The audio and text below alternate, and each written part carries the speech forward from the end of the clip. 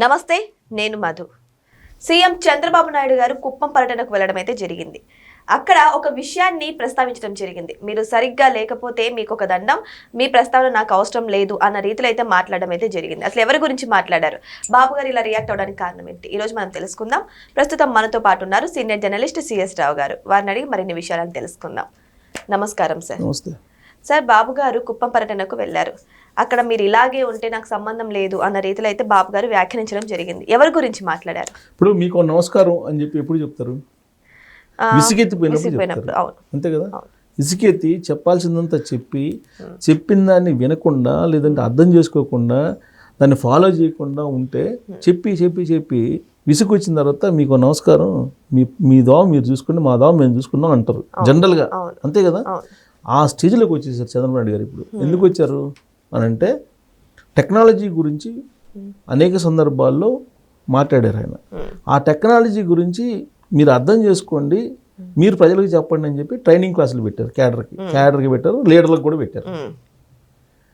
కానీ ఆ టెక్నాలజీ గురించి మాట్లాడే వాళ్ళు 10% కూడా లేరు. వాళ్ళే మాట్లాడకపోతే ప్రజలకు ఏం చెప్తారు? కాబట్టి మీరు టెక్నాలజీ నేర్చుకోండి అని చెప్తున్నాను, మీరు నేర్చుకోవట్లేదు. నేను టెక్నాలజీతో పరిగెడుతున్నాను, మీరు కూడా పరిగెత్తాలి. ఒకవేళ మీరు పరిగెత్తలేకపోతే టోటల్గా పార్టీకి నష్టం వస్తుంది. మీకు ఎంతమందికి వాట్సాప్ పరిపాలన తెలుసు అని చెప్పి చేతులు ఎత్తమంటే ఒక 20% 30% ఎత్తారంటే మిగతా 70% లేదు. మరి నేను చేసిన దానికి ఫలితం ఏంటి?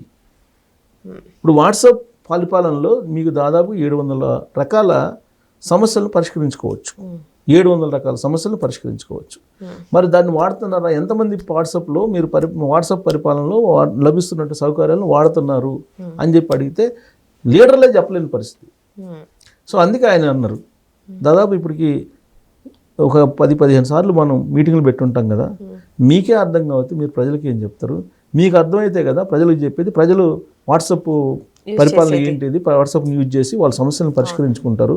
అలా కాకుండా ఉంటే ప్రజలు మాకేం చేయట్లేదు అనే భావనలోకి వెళ్ళిపోతారు కదా. కాబట్టి మీరు నేర్చుకోండి. నేర్చుకోకుండా ఉంటే కనుక చేసింది ఏదైతే చేస్తున్నామో అది బూడిదలో పోసిన పన్నీర్ అవుతుంది. మీరు కనుక ఎన్నిసార్లు చెప్తున్నా కానీ మీరు పద్ధతి మార్చుకోకపోతే మీకు నమస్కారం, రాబోయే ఎన్నికల్లో నేను తీసుకునే డెసిషన్ నేను తీసుకుంటాను అని చెప్పారు, లీడర్లకు చెప్పారు. సో కాబట్టి మీరు టెక్నాలజీ సంబంధించి తెలుసుకోండి అని చెప్పి. వాస్తవంగా మనం టెక్నాలజీ యుగంలో ఉన్నాం. టెక్నాలజీ తిరిగిపోతే మీకు దూరం అయిపోతారు కదా. ఇప్పుడు చంద్రబాబు నాయుడు గారు కూడా అదే చెప్పారు. ఆయనకి క్యాడర్కి మధ్య గ్యాప్ ఎక్కడ వస్తుందంటే టెక్నాలజీలోనే. ఆయనకి ప్రజలకి గ్యాప్ ఎక్కడ వస్తుందంటే టెక్నాలజీలోనే. ఆయన టెక్నాలజీ ఏదైతే చెప్తున్నారో ఆ టెక్నాలజీని అర్థం చేసుకొని అటువైపు ప్రయాణం చేస్తే అందరికీ ఆయన టచ్లో ఉన్నట్టే లెక్క. ఆయన చెప్పేది అర్థం కాకపోతే గ్యాప్ వచ్చినట్టే కదా. ఇప్పుడు క్లాస్లో లెక్చరర్ పాఠం చెప్తుంటాడు, ఆయన చెప్పింది అర్థం కాలేదనుకోండి స్టూడెంట్ ఏం చేస్తాడు? నిద్రపోతాడు, లేదంటే క్లాసుల నుంచి బయటకు వెళ్ళిపోతాడు. ఈ రెండే చేస్తాడు. ఆయన అర్థం చేసుకునే ప్రయత్నం వీళ్ళు చేయాలి కదా. అర్థమయ్యేటట్టు ఆయన చెప్తున్నాడు చంద్రబాబు నాయుడు గారు. అర్థం చేసుకునే ప్రయత్నం వీళ్ళు చేయట్లేదు, ప్రజలకు చెప్పే ప్రయత్నం చేయట్లేదు. సో ఇక్కడ లింక్ తెగిపోతుంది.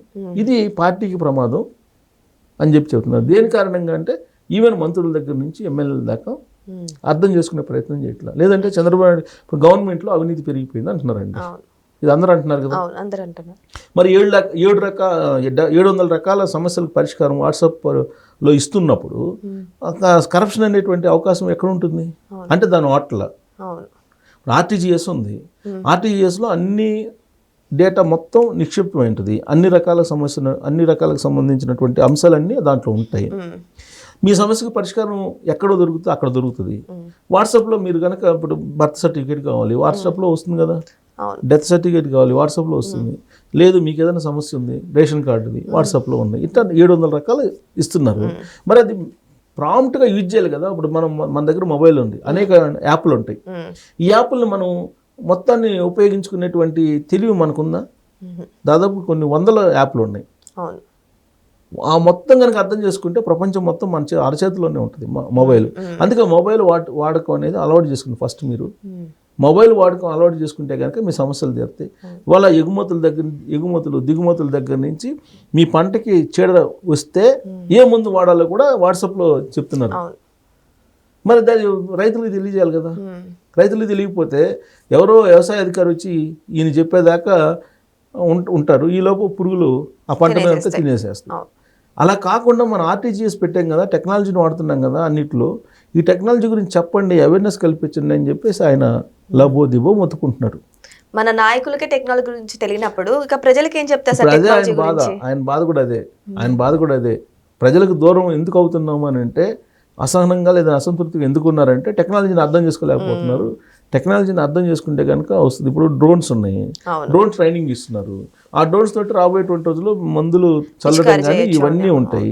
మరి ఆ డ్రోన్స్ని ఎలా వాడాలి, లేదంటే డ్రోన్స్ని వాడుకోవడానికి ట్రైనింగ్ పలానా దగ్గర ట్రైనింగ్ ఉంది, పలానా దగ్గర పలానా రోజు ఉంది, మీరు చేరండి అని చెప్పి ఎవరు చెప్పాలి? ఎమ్మెల్యేలు చెప్పాలి. లేదా ఎమ్మెల్యేలు వాళ్ళ క్యాడర్ చేత చెప్పించాలి.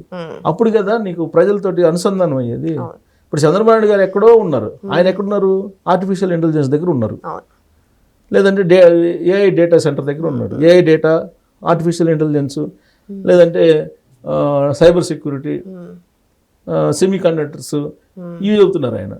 రాబోయే రోజుల్లో ఏం జరుగుతుంది అనేది, రాబోయే రోజుల్లో మనం ప్రపంచం ఎలా ఉండబోతుంది, మనం ఎలా ఉండాలి అనేది ఆయన చెప్తుంటే, అసలు ఆయన చెప్పేది అర్థం కానప్పుడు ఇక ఆయన పరిపాలన ఏం చేస్తున్నాడు, మనకేం చేస్తున్నాడు అనే ఫీలింగ్ వస్తుంది కదా పబ్లిక్కి. ఆ ఫీలింగ్ రాకూడదని ఆయన బాధ. సో అందుకే మీకు నమస్కారం పెడుతున్నాను, నేర్చుకోండి, తెలుసుకోండి, మొబైల్ వాడండి. ఫస్ట్ మొబైల్ వాడటం అలవాటు చేసుకోండి. దాంతోపాటు వాట్సాప్ పరిపాలనతో పాటు ఏ విధంగా ప్రతి దాంట్లో కూడా టెక్నాలజీని మనం ఉపయోగిస్తున్నాము అనేది తెలియజేయండి పబ్లిక్కి అని చెప్తున్నాను. ఈవెన్ పంటలు పండించే దాంట్లో కూడా మీకు ఇవాళ టెక్నాలజీని వాడుతున్నారు. అవును, టెక్నాలజీని ఎలా, ఇప్పుడు వర్షం ఎప్పుడు వస్తుంది అనేది కూడా తెలుస్తుంది, మన మొబైల్లో ఉంది కదా. ఎంతమందికి అది తెలుసు? దాని మీద అవేర్నెస్ కల్పించాలి కదా. సో ఇది అవేర్నెస్ కల్పించాలని చెప్తున్నారు చంద్రబాబు నాయుడు గారు. ఈవెన్ ఆన్లైన్లో చాలా వరకు ఇప్పుడు ఆన్లైన్ రిజిస్ట్రేషన్ కూడా తీసుకొచ్చారు. ఎక్కడి నుంచైనా మీ భూమిని మీరు రిజిస్ట్రేషన్ చేసుకోవచ్చు, ఆన్లైన్ రిజిస్ట్రేషన్. అలాగే ఇసుక ఆన్లైన్లో మీరు బుక్ చేసుకుంటే ఇసుక వస్తుంది. ఇట్లా ప్రతిదీ ఆన్లైన్లో ఉంది. కానీ ఎంతమంది దాన్ని ఉపయోగించుకున్నారు? అవంతా కనుక పగడ్బందీగా అందరూ ఉపయోగించుకోగలిగితే డెఫినెట్గా ఈ మంచి పరిపాలన అందిస్తున్నారు చంద్రబాబు గారు అనేటువంటి ఫీలింగ్ వస్తుంది. సపోజ్ మీకు పెన్షన్ రాలేదు, కంప్లైంట్ చేయండి. దాంట్లో చేయొచ్చు. మీకు స్కీమ్ రాలేదు, తల్లికి వందనం, కంప్లైంట్ చేయండి. దానికి ఏదో రిప్లై వస్తుంది కదా, మీరు ఎలిజిబుల్ కాదనో ఎలిజిబుల్ అనో ఏదో ఒకటి వస్తుంది. లేదా మీకు అన్నదాత సుఖీభవ రావట్లేదు, కంప్లైంట్ చేయండి. దానికి ఎస్ఆర్ నో ఎందుకు రావట్లేదు అనేది రీజన్ చెప్తారు కదా. రీజన్ చెప్పకపోతే అప్పుడు కదా గ్రీవెన్స్ సెల్కి వెళ్ళేది. ఇవాళ కూడా గ్రీవెన్స్ సెల్ నిండిపోతున్నాయి. దానికి కారణం ఏంటి? టెక్నాలజీని యూజ్ చేసుకోకపోవడం.